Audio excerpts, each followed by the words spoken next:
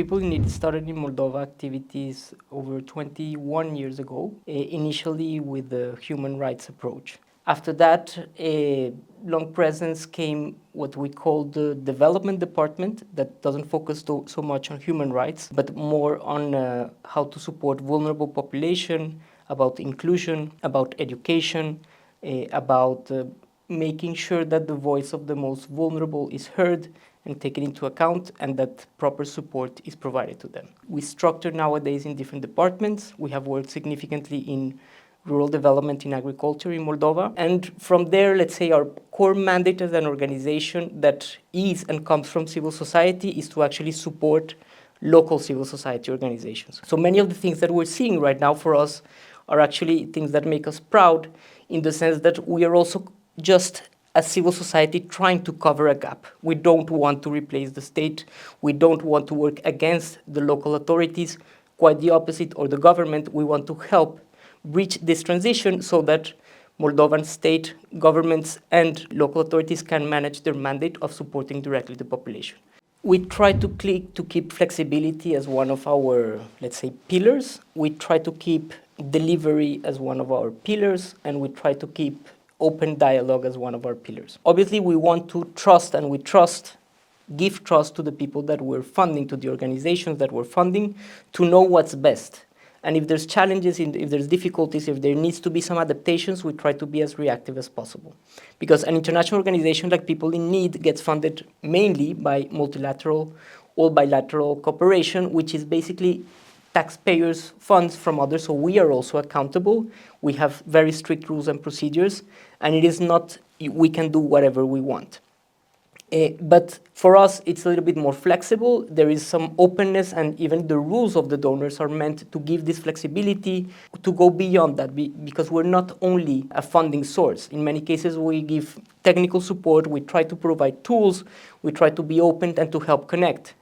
Even sometimes broker this connection between local public authorities, national authorities, and civil society organizations. As an organization of the size that we are, sometimes I feel like we're also going to try to solve everyone's problem, which is not okay, and we need to try to focus. In the case of the most vulnerable of Moldovan population, I have to say we're talking about people with disabilities that do not have access to some services that are sometimes invisible within the society, because there's even this taboo to discuss about it. There's even this pressure to the mother of saying, no, don't say too much, don't communicate too much that you have a child that can have disabilities. And that is an open discussion that needs to happen. It's a cultural change, because those people need support, those mothers need extra flexibility, different working conditions sometimes to take care of their children, and even the capacity to be able to speak out about it openly. It should not be a problem to be addressing something that happens naturally. For us, Ukrainians continue to be a very important target group, because before, at the beginning of the crisis, everyone was talking and doing something concrete to help them, but over time there is some fatigue, and it's normal. But that doesn't mean that there's not new refugees. That doesn't mean that there's not some that have not been properly attended. That doesn't mean that there's not many children, refugees, that are right now continuing to be outside of the school system, which after COVID, after the war, and now can add up to 5 years of a child not having an education within a school environment. When you see children laughing, after a few months, in some cases, in some of the schools, it really touches my heart. Because they had a situation that it's very hard to describe. In the case of the school that I was mentioning before, I visited last winter. And I was like, how can we keep children in this cold trying to study?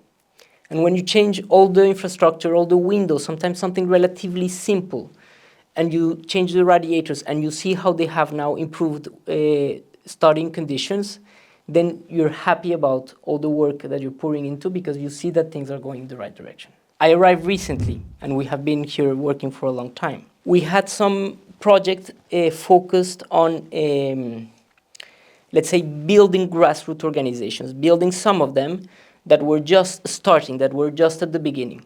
And sometimes I found some that are not our current grantees, and they tell me, actually, I started in that project a few years ago, and now this is what I'm doing. And when you see those organizations thrive, then you see that there is something that not right now we're doing, but that we have been doing over time that is working because Moldovan civil society is structuring itself, is creating capacities, and it's responding to the population's own problems. It is a crisis.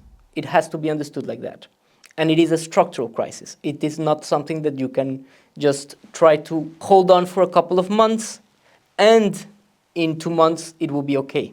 I think we have to have that conversation now because some people might tend to believe that it is just a temporary transition, and that's a very different coping strategy. The first one is understanding what is essential of what each organization is meant to do.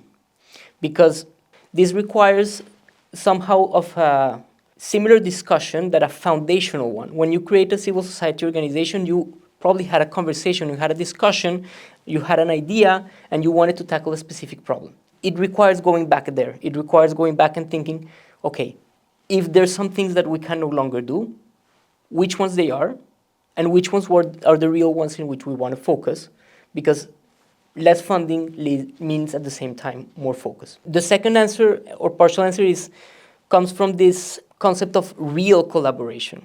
I understand and I have seen a lot of organizations collaborate, but at the same time they are competing because they're competing for funding. It is a healthy competition where there is a lot of funding. It becomes destructive when there is not that much funding. So that collaboration needs to really step it up, lower the competition, and think more about, guys, we need to think what this means long term, and in a certain way it can mean, why not discussing about the potentiality of pull together resources, work together integratedly, reduce costs, and if Moldovan civil society has already faced these challenges in the past, it has not been the first funding crisis.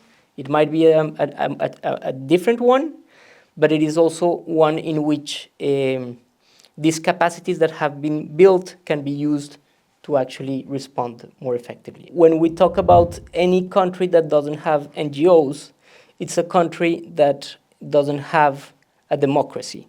It's a country that is not in a position to call itself a democracy. Because the last thing that I will mention on what is civil society is it's a broker between the public services and the individuals and the citizens. So when you have something that completely erases civil society, you tend to have something which is not an even discussion. It's just a regime that is imposing and is just saying what they want and is doing what they want without anyone being able to check and balance. When that happens, I would say that it wouldn't be a democracy. It might still be called Moldova, but I wouldn't call it a republic.